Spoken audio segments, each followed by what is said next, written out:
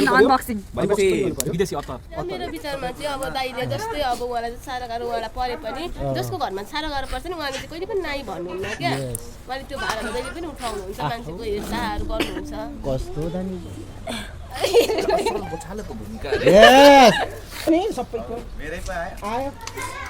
मलाई सकिसक्यो मैले त त्यस्तो हुँदैन अब के भन्नु सबै भनिसके सबैले यहाँ रेकर्ड गर्नु पर्ने छ फेरि त्यहाँ ए मेरो चाहिँ नलगाऊ है रेणुका दिदीले भने जस्तै हो उहाँ साह्रो गाह्रोमा चाहे सुख होस् चाहे दुःख होस् सुरुमा पुग्नुहुन्छ अनि बुझ्नुहुन्छ कसको के छ भनेर हालखबरहरू सोधिराख्नुहुन्छ अनि उहाँले चाहिँ एउटा बोल्दै गरेको शब्द चाहिँ मलाई नि साह्रै मनपर्छ म चाहिँ पास्टर भए जस्तै पाऊँ अनि उहाँको गुण चाहिँ म सागर दाइमा देख्दछु क्या म चाहिँ देख्दछु अब अरू म भन्न सक्दिनँ तर उहाँको गुण चाहिँ उहाँमा देख्दछु किनभने हामीलाई पुरानो पास्टरबाले पनि धेरै वास्ता फिक्री गर्नुहुन्थ्यो टाढाबाट आएर हालखबर सोध्नुहुन्थ्यो अनि त्यसो गर्दै गर्दा सागर दाइको पनि त्यस्तै गुणहरू छ बेला बेलामा हुँदै पनि सम्झिनुहुन्छ उहाँको हरेक कुराहरू चाहिँ मलाई राम्रो लाग्छ डिसिजनहरू सही लाग्छ उहाँले सम्झाउँदै गर्दाखेरि बुझाउँदै गर्दाखेरि अरूले त छ्यानो भन्छन् बुझिँदैन काम छैन भन्छ अनि उहाँ चाहिँ त्यसो भन्नु यस्तो चाहिँ हो सही तरिकाले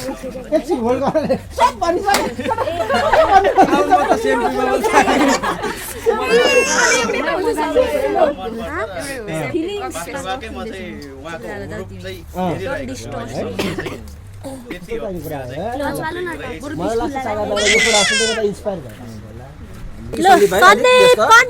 भन्नु चाहिँ के मैले होइन जस्तो हुन्छ नि त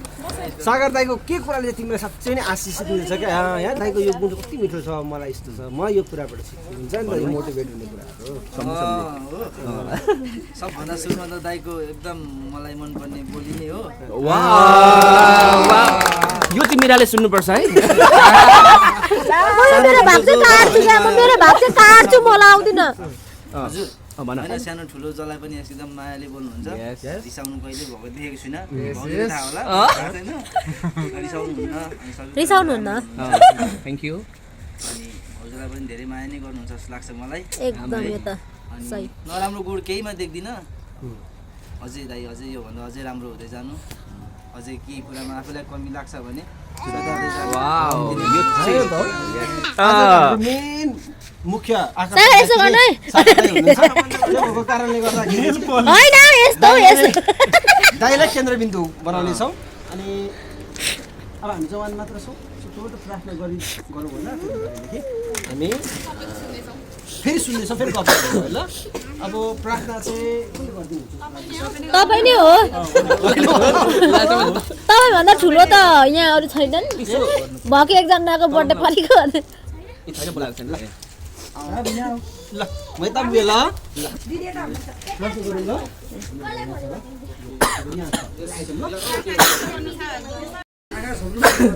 भन्नु फेरि यस्तो जे पनि हुन सक्छ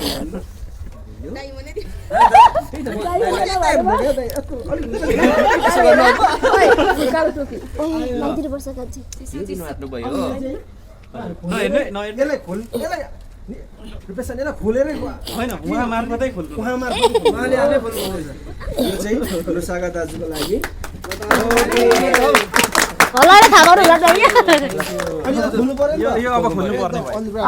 अनबक्सिङ भनेपछि विदेशी अत्तर है तपाईलाई मैले भनेको मिल्यो पर्फ्युम इङ्ग्लिसमा सेन्ट भन्छौ ए सेन्ट सेन्ट अरे दादा महँगो वाला भनेको नि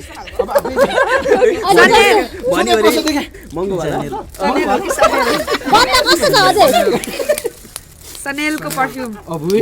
खोइ किन मलाई त्यस्तो लागिरहेको त छैन लेट मी सी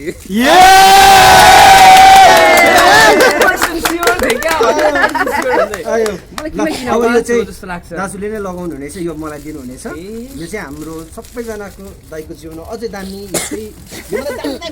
समय आओस् बेस्ट समय आओस् नभन्नुहोस् ल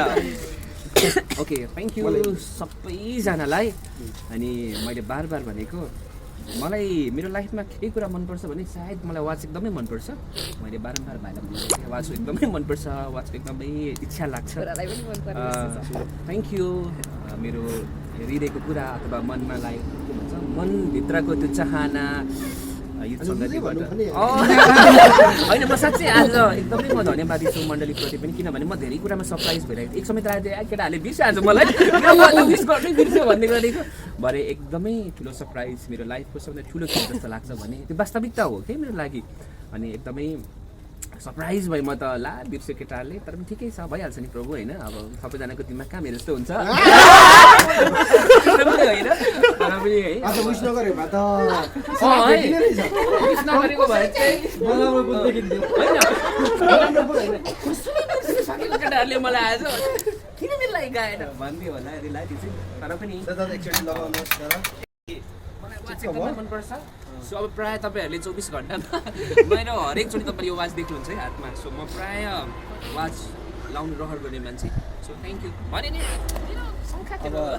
यो धेरै महँगोको त होइन, अनि त्यही पनि अब प्रभुले हामीले अझै अनुग्रह गरून् ताकि अझै रोलेक्स ओरिजिनलै किन्न सकौँ। आमेन पता वा होइन होइन हाम्रो जमानामा जुन जुन देशमा जानुहुन्छ यो भिडियो पठाइरहेको छु काटछाट गरेर होइन ओके होइन यो त एकदमै रेला हो।